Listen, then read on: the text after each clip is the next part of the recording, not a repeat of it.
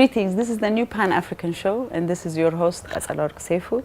Today we have brought a guest, and our guest is Michael Baheru, and I hope you'll stay with us till the end. We have some great information to pass to you.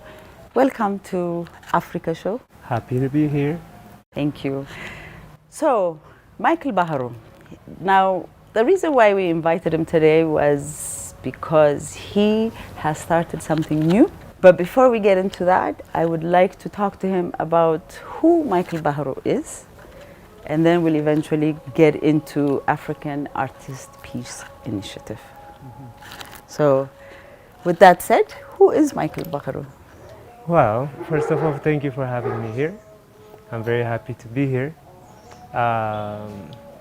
So Michael Baheru is just a young adult that was born and raised in Harar, Jagol specifically, and then I moved as a young boy to Addis for my education, and I studied medicine for my bachelor's, and I worked as a medical practitioner for about a year, just above a year.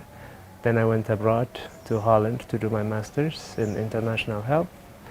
Then I came back and I've been here ever since. Throughout the years, it's not just academia, but what feeds my soul is what I ventured out into, or outwards, which are including skateboarding, music, and curating events, a little bit of a clothing line company, started doing a little bit of furniture, and just a guy that grew up with a lot of passions and desire to do more. And now I have went back into the academia side, but in a sense where it incorporates both the academia and the artistic world. So for me, I'm very happy to be venturing out on this new adventure. And in short, that would be me. Nice, thank you. So before we get into the questions, I'm going to invite our audience to one of your choice songs. So we will play the song now.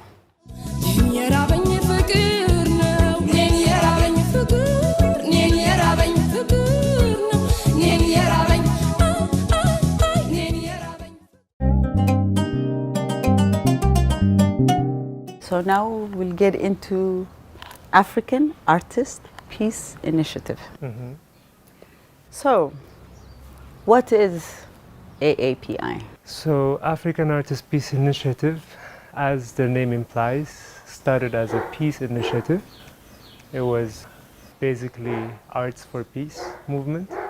It was started by people that worked in the African Union, and it was founded in the Gambia as an initiative, and it focused mainly on the culture of peace and promoting the culture of peace through arts and culture, and working on cultural diplomacy methods and promotion of peace through indigenous cultures, cinema for peace, theater for peace, and it did several types of peace initiative works throughout Africa, and expanded as an initiative within the AU right now in more than 30 countries in Africa.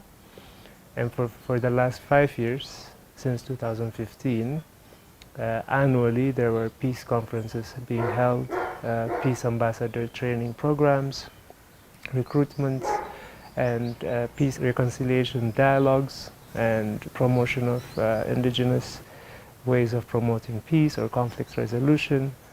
And now, since the age of COVID and conflict within the country for the last 2 years, although it has been idle, it has been doing some homework and different types of other reconciliation efforts in conflict-affected areas, gender-based violence, mental health, and now, as of 2022, we are doing the groundworks to relaunch as a registered civil society organization within the AU in Ethiopia, and expand the network regionally towards East Africa, and then connect all 33 member countries and do something bigger.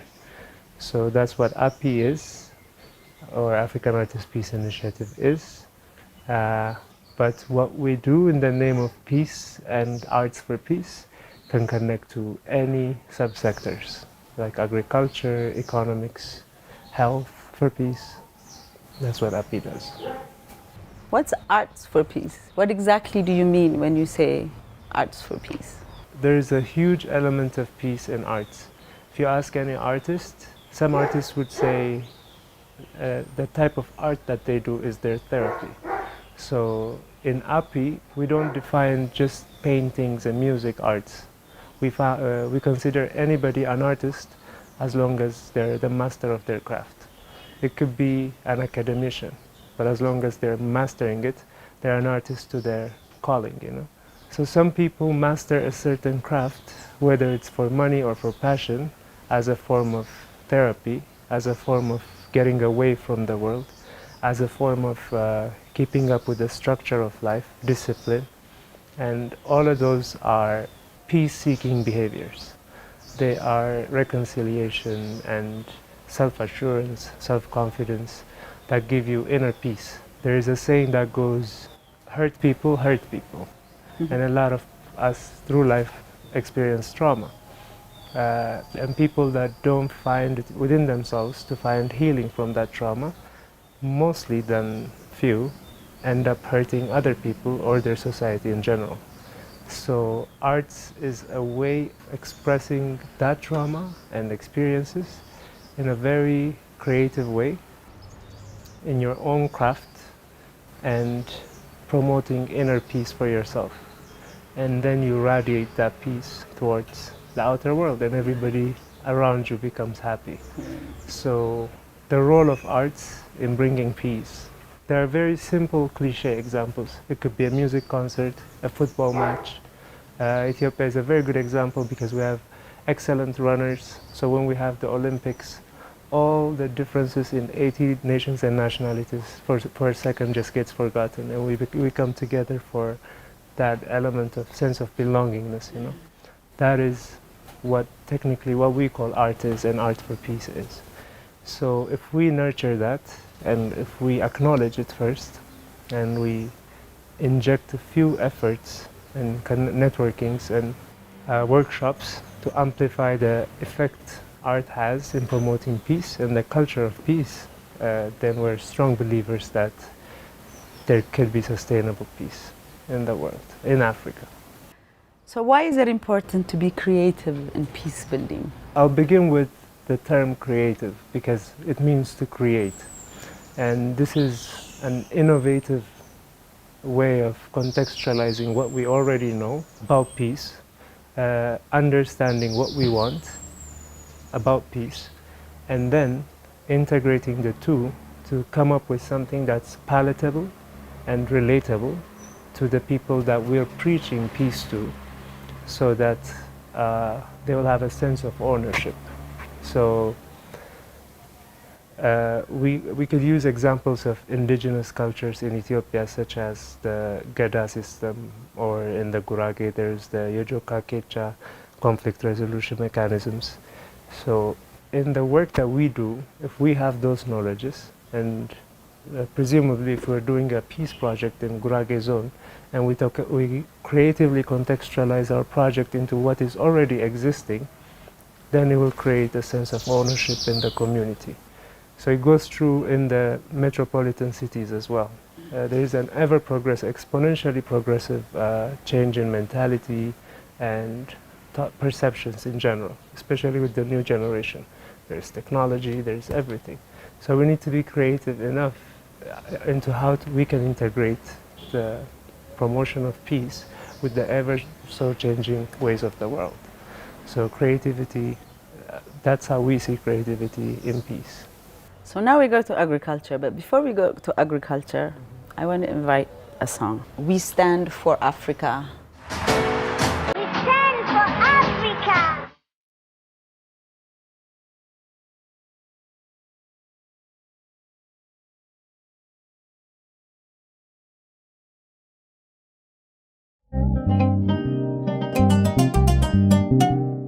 Currently, as you know, we are going through our own transformation. All right. So within that transformation, How does Happy intend on building peace amongst our own people? Currently, we have a very big situation. So you working with API actually kind of helps for our own issues. Yeah.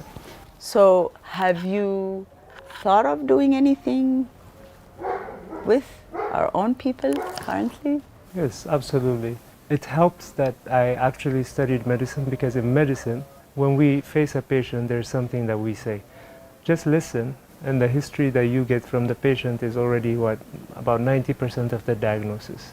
So the physical, the touching him, the x-rays and everything just amount to 10%. So if you really listen, you get to the root of the problem. So how API plans to actually address, of course we do plan to address peace starts from within, and this is an API Ethiopia branch. So this is about Ethiopia. So country-wise, and also in different sub-regions all across east, west, south, north, what we plan to do is, first, we just listen. Because it's not just this war, but our people have gone through a lot. And there hasn't really been a platform that entertains the problems of many, as opposed, as opposed to very, very few. So we plan to listen and engage in dialogues and get to the root of the problem. So a very good example is, recently there is an education reform that has decided to integrate different types of indigenous languages within the curriculum of elementary schools. So me growing up, for example, I spoke about 4 languages: Hadarinya, Orominya, Amarinya. And what that teaches you is, whenever you go outside of your hometown and you encounter a different language speaking person, they don't become foreign for you. And you don't even entertain the difference part, because already there is some sort of relatability. And because of that, a lot of Ethiopians tend to feel understood when you speak their language. And they open up and they tell you exactly what the root of the problem is. And you expand that into a community. I mean, sub-regional, it could be one single kabale or warada, and then you expand it into a city-wise dialogue.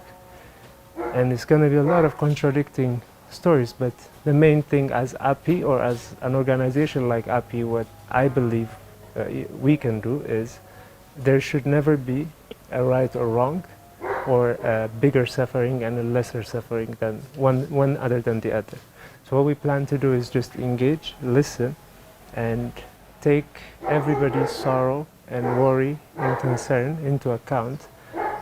And as soon as you do that, actually right after the dialogue, the solution will start revealing itself among the community.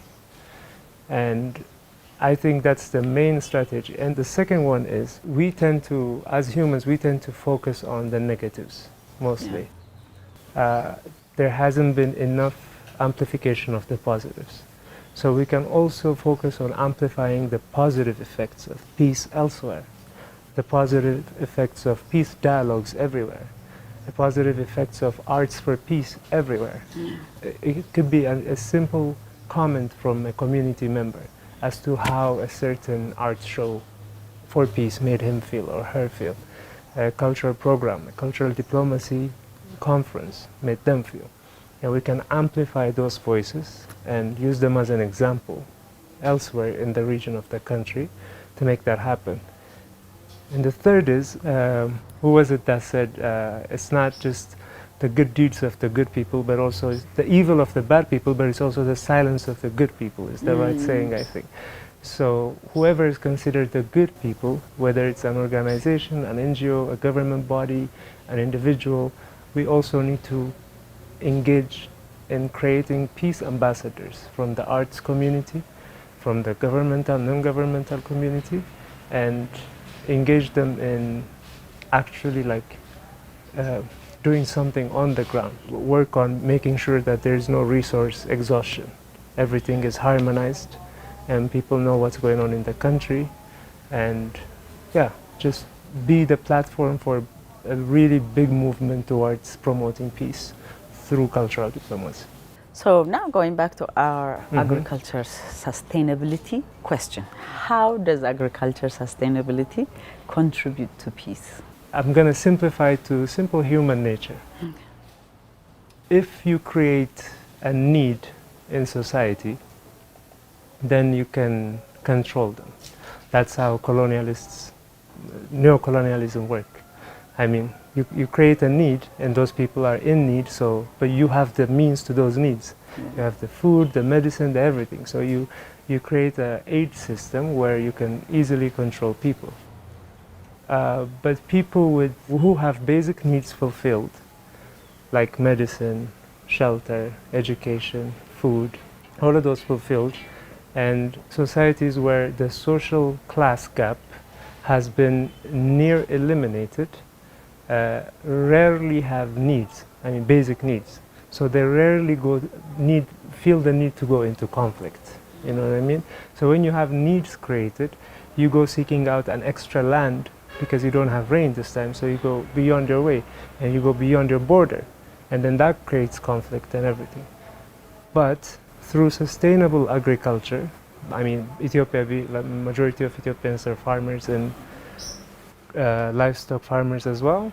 So if you focus on making sure they have a sustainable method or plan to maintain a certain crop yield, and you eliminate that food need, and you educate them on irrigation, business, how to sell their crops, then you can really minimize their basic needs.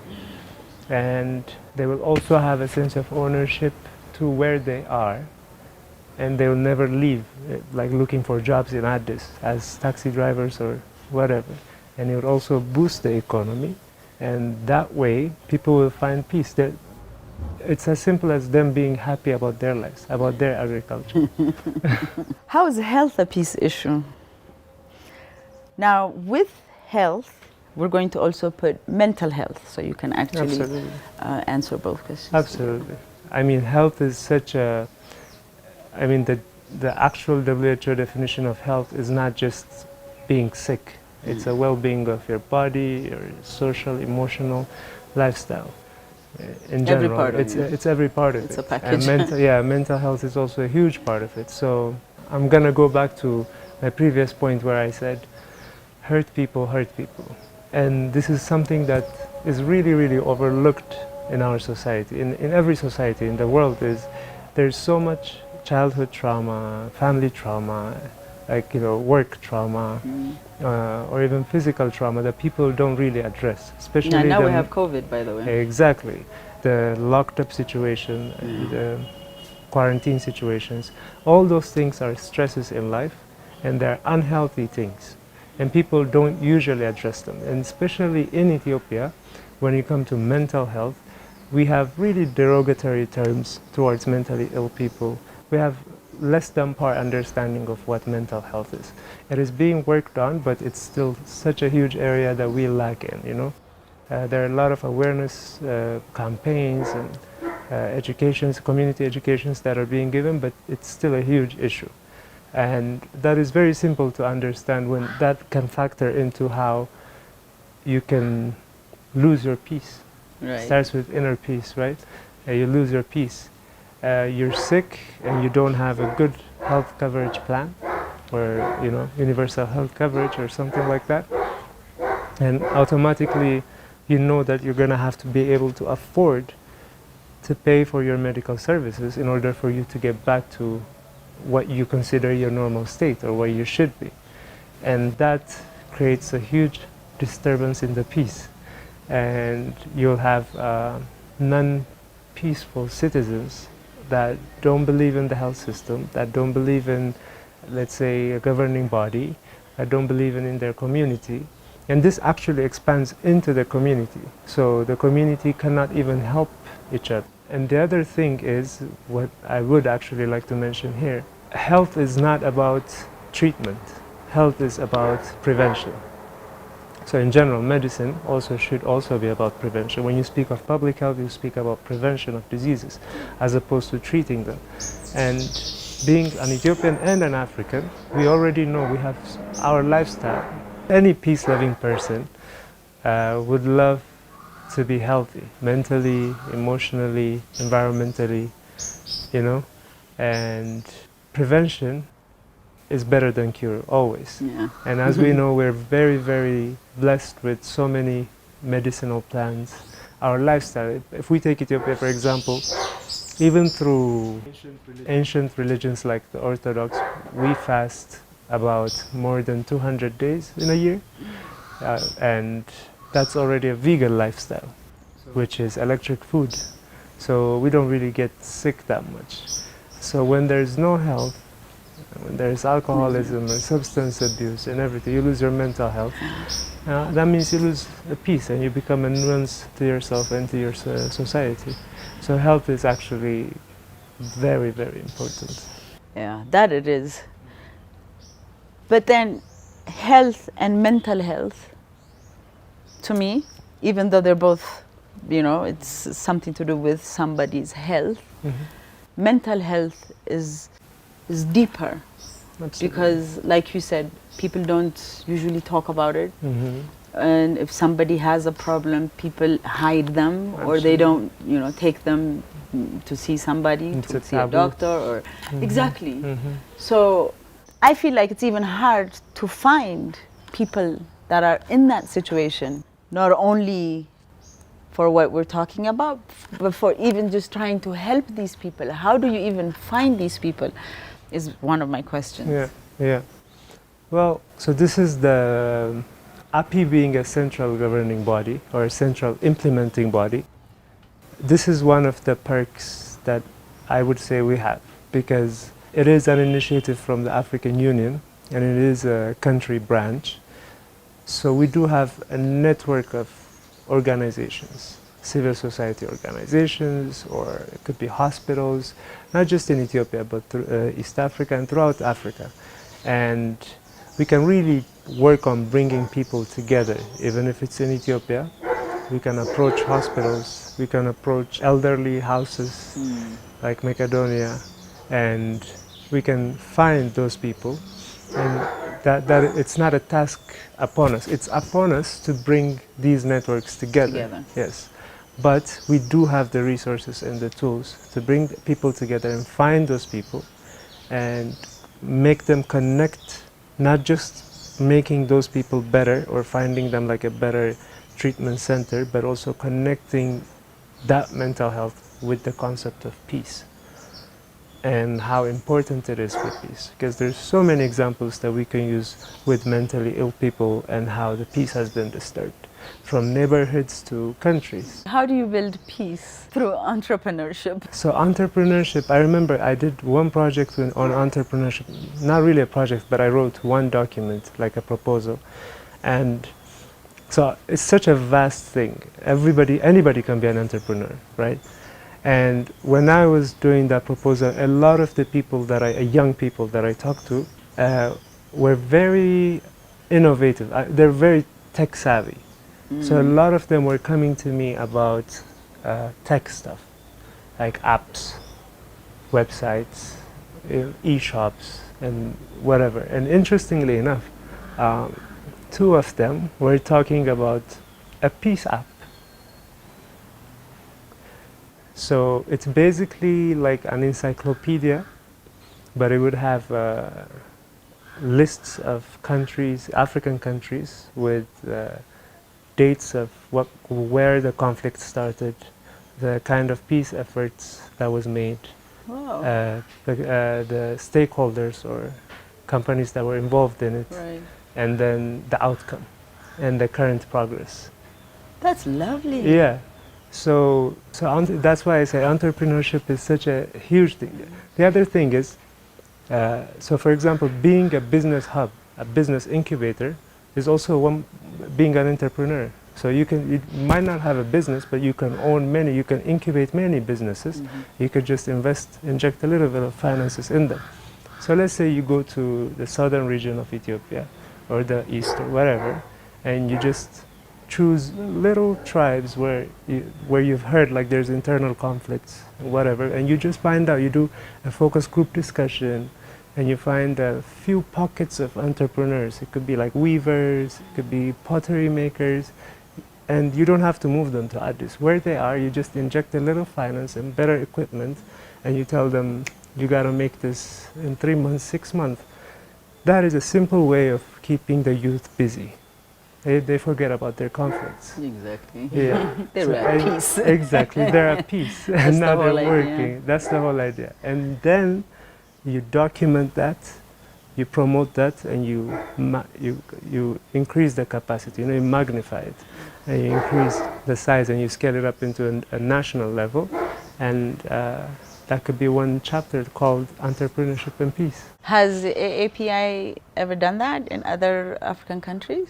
Not that You I'm haven't aware of. Yeah, But it's something you'd like to do. absolutely. Okay. So now we go to our third song.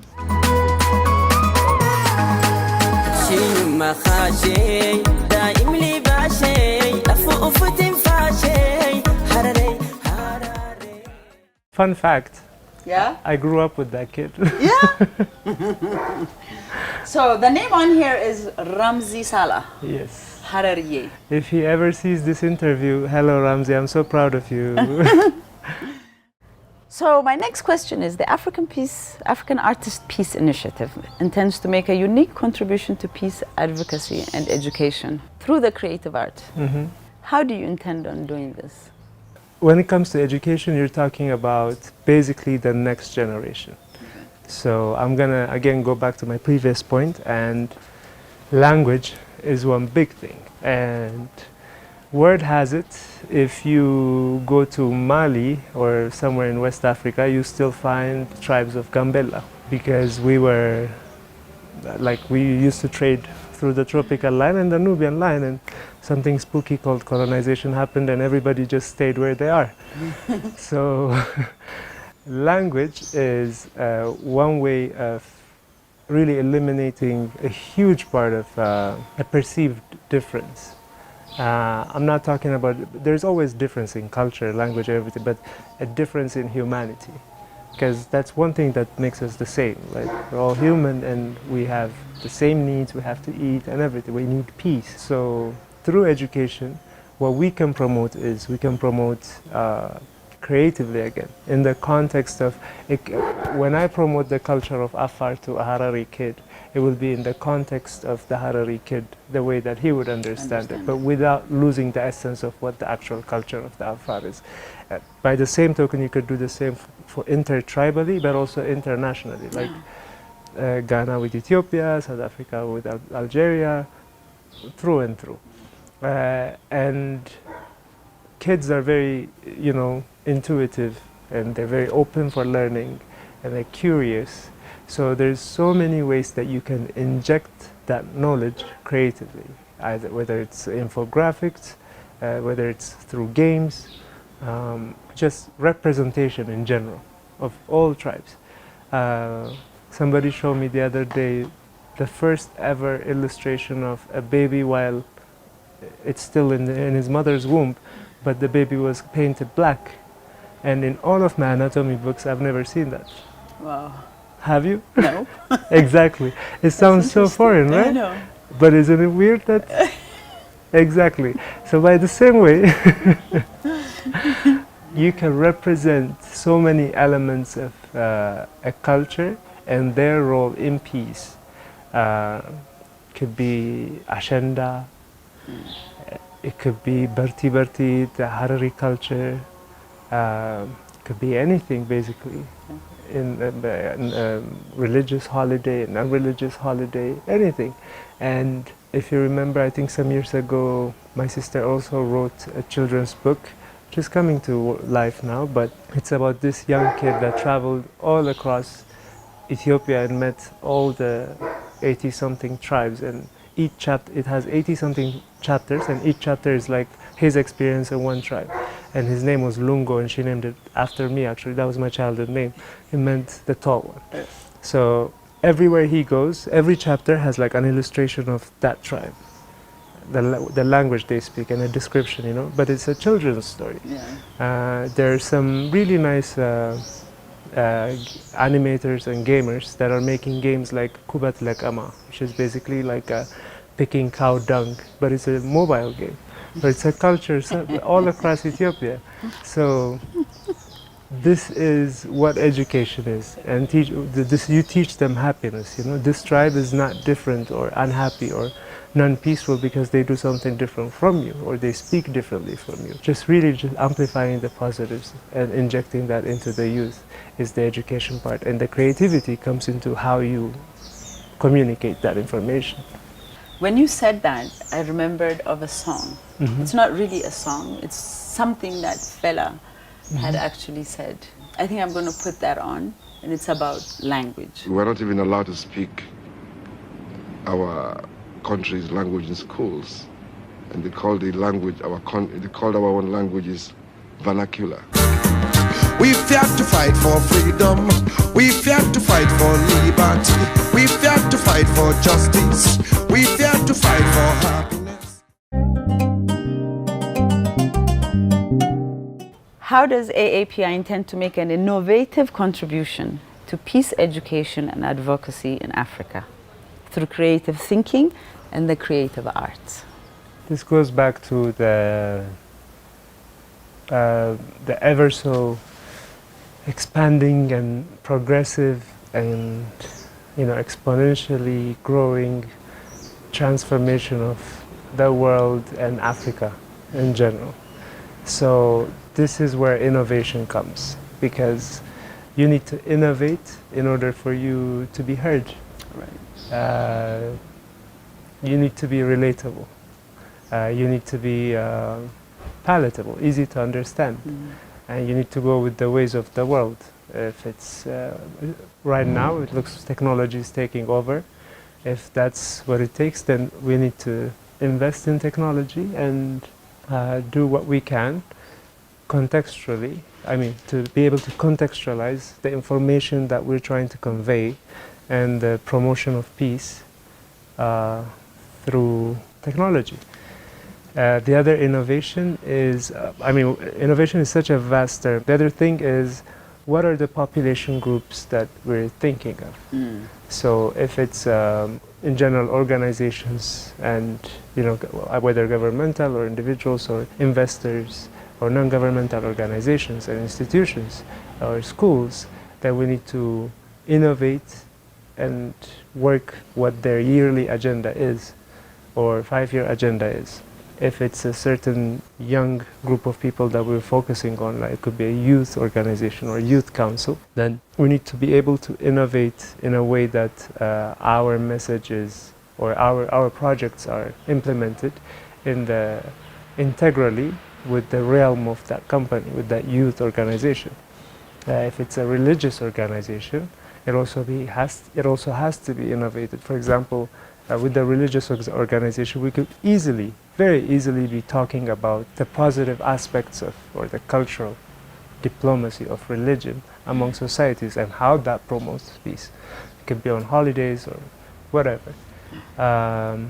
So that is basically what the biggest assignment or homework is going to be, innovating certain ways. But we have, even right now, with such a small team, we're very dynamic and we're doing all of these homeworks.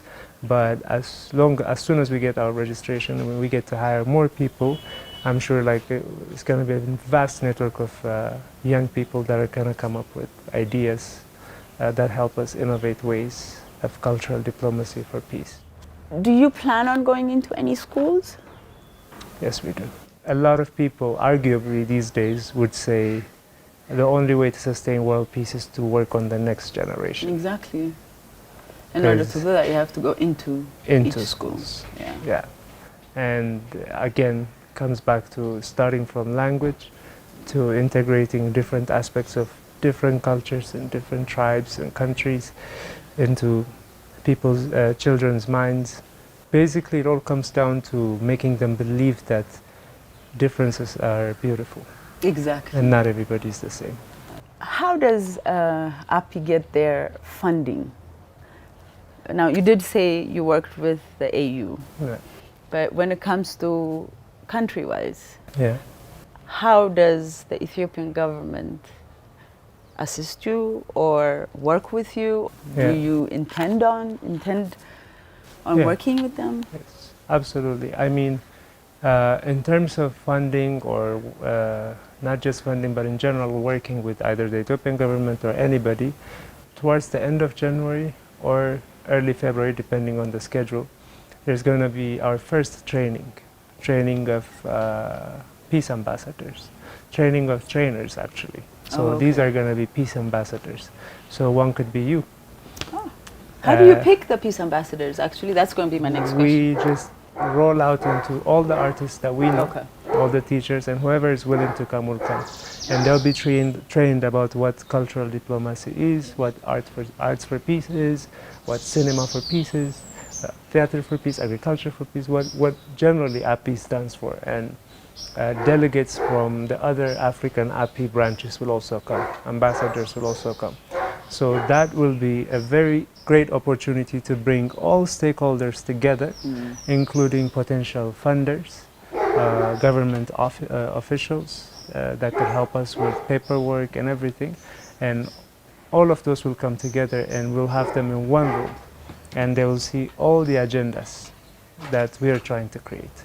And through that, when we eventually create an agenda, let's say mental health for peace, for example, it could be an NGO that's already working on mental health, and that will definitely help us pull funders and investors into the API world.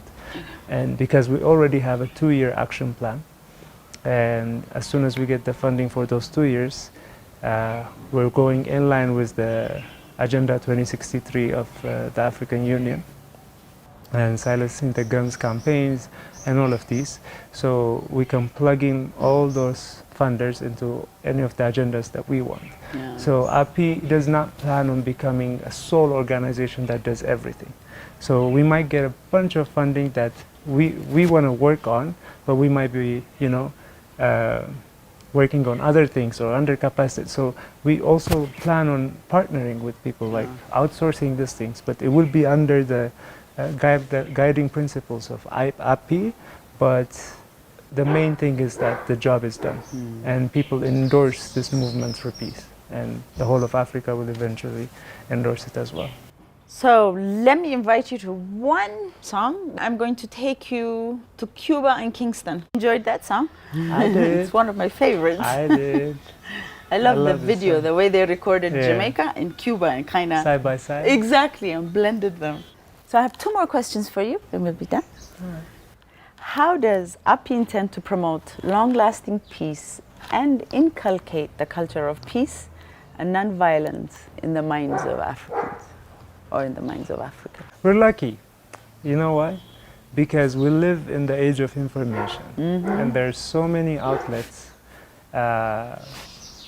We need a very solid communication strategy.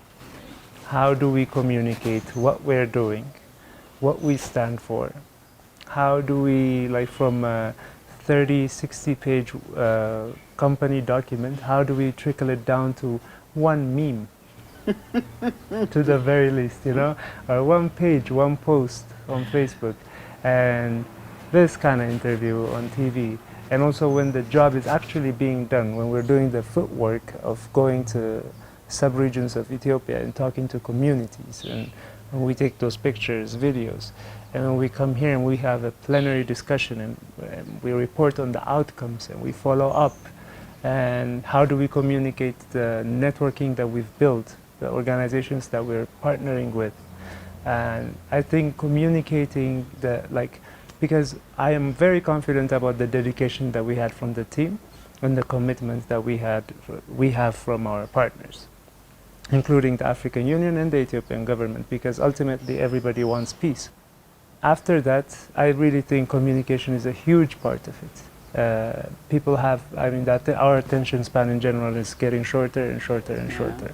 So we have to work in a way where we capture the audience, but for the simple fact that we're conveying a message of peace through arts. And in the meantime, I think we also need to work on the artists, We need to make some sort of an understanding with the artists that we work with, the peace ambassadors that we work with, in carrying our name everywhere. And whenever they do a commercial event or a commercial art piece, whether it's music or a book or a painting, whatever it is, also to think of peace and how you can convey the message of peace. And it's a very exciting, I mean, I'm not saying it's not going to be challenging, it's going to be challenging. But through the dedication that we have and the commitment that we have, through really, really reliable partners and people that believe in peace, and through the children, the youth, and the schools that we're going to be teaching peace in, amplifying indigenous cultures of peace and conflict resolution, and amplifying the importance of health in peace, mental health in peace, and amplifying the positive outcomes as well, and using good examples. Yeah. I mean, not just the Africa that we see in mainstream media, but the unseen Africa.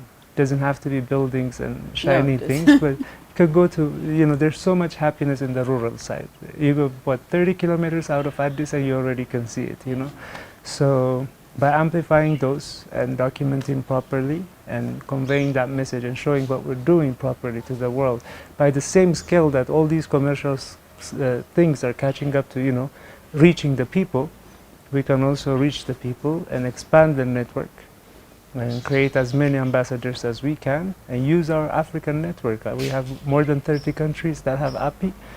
We're bigger than we can be bigger than anybody. So yeah, you make an imprint, a stamp in everybody's mind that there is an organization that works exclusively on peace. Throughout all sectors, in all sectors. It's beautiful. I wish you luck. Thank you. I wish you luck. Do you think it's possible to have an Africa fit for all, where justice, peace, and security prevails? Absolutely. Hallelujah. It's like I said, you know, a street secret. The images are always there if you Google it, borderless Africa, what used to be. If you read a few African studies books, you read about the tribes in South Sudan and Gambela and West Africa and up and down, then you understand the route that people used to follow for trade. You go a little bit into linguistics and you find similarities in words and architecture. Everything is telling us that we all used to be the same people. The sharing of skills, language, culture is always going to be there as long as people travel for whatever reasons. That's how mixed people are born as well. So eventually that goes to show you, yes, you know, some people from modern politics or new ways, new world order, you can call it, will tell you that only works if there were 1 million people in the world. Now there are 7 billion people. But ultimately 7 million or 10 people in the world, there's always going to be differences and people tend to look onto those differences. But we have had, throughout history, we've had excellent examples of how we managed to live with our differences. Exactly. And not everybody, not every politics, not every government has to be the same. But we can at least travel freely, trade freely, communicate freely, and be at peace with our identity and have self-love for who we are as opposed to who we think we want to be. We want to be. Yeah. Yeah, it's accepting of who you are and It how all he comes made down. you. Yeah. I would like to say thank you No, to Michael Baheru and thank you. for giving us this opportunity to sit down and have a conversation with you about API. We're going to close with Aloa's song Ethiopia. She is half Ethiopian, half Egyptian. So thank you everybody for staying with us on this new Pan-African show called AfreeQa. Thank you very much. Till next time. Goodbye. You know it come from Ethiopia.